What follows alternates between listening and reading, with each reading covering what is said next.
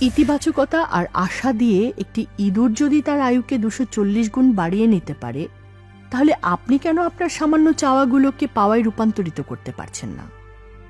কারণ ইতিবাচকতার অভাব, আশার অভাব, মন ছবি দেখতে পারার অভাব। একটি ইঁদুর যা পারে, আপনি কি তা পারেন? ডক্টর কার্ট রিক্টার ছিলেন একজন হার্ভার্ড গবেষক। একবার ইঁদুর নিয়ে তিনি করেন এই গবেষণা। অর্ধেক পানি ভর্তি গামলায় তিনি একটি ইঁদুরকে ছেড়ে দেন। ইঁদুর আমরা জানি ভালো সাঁতারু, কিন্তু তারপরও মাত্র 15 মিনিটের মধ্যেই ইঁদুরটি হাঁফ ছেড়ে দেয় এবং ডুবে যায়। একই এক্সপেরিমেন্ট ডক্টর রিক্টার এবার করেন একটু ভিন্নভাবে। পানি ভর্তি গামলায় ডোবানো ইঁদুরটি যখন একেবারে ক্লান্ত শ্রান্ত, হাল ছেড়ে দেওয়ার একেবারে শেষ প্রান্তে পৌঁছে গেছে, ঠিক তখনই ডক্টর রিক্টার একটা চিমটা দিয়ে ইঁদুরটাকে বের করে আনেন, শুকোতে দেন এবং বিশ্রাম নিতে দেন। বেশ খানিকক্ষণ পর ইঁদুরটি যখন একেবারে স্বাভাবিক হয়ে এসেছে, ডক্টর রিক্টার তাকে আবারও ছেড়ে দিলেন পানির গামলায়। এবার অপেক্ষার পালা।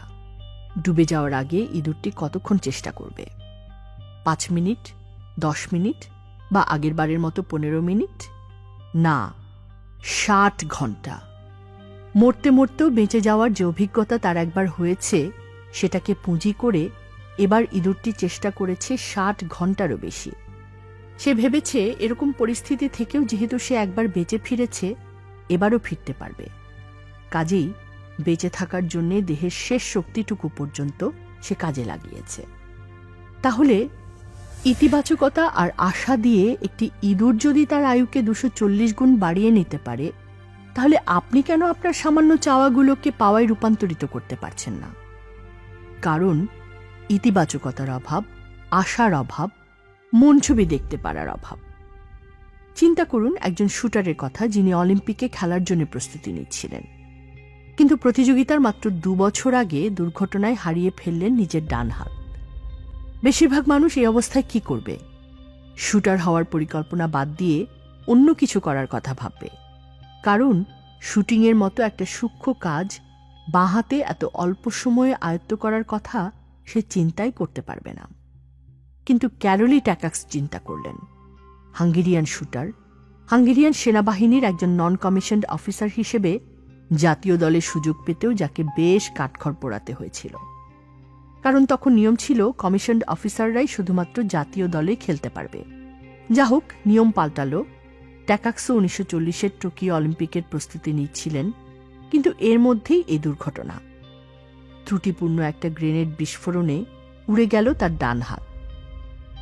হার মানলেন না ক্যারোলি ট্যাকাক্স। কাউকে কিছু না জানিয়ে হাসপাতালে বসেই শুরু করে দিলেন প্র্যাকটিস।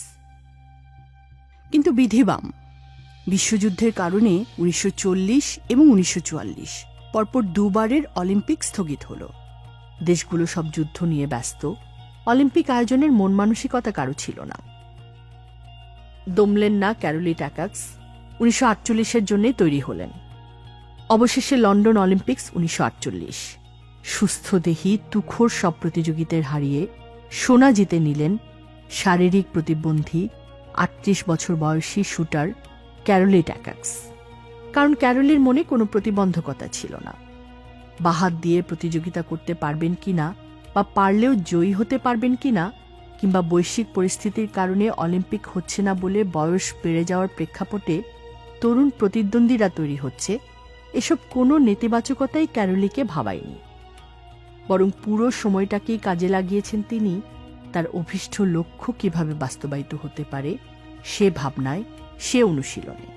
একই ইভেন্টে পরপর 2 বার সোনা জেতা, তাও এত বেশি বয়সে, তা প্রতিবন্ধী দূরে থাক, সুস্থদেহী কোনো খেলোয়াড়ের ক্ষেত্রেও এর আগে কখনো ঘটেনি। তাই পরিস্থিতি যাই হোক, হাল না ছেড়ে হালটাকে বরং আরো শক্ত করে ধরুন। বিজয় আপনারই।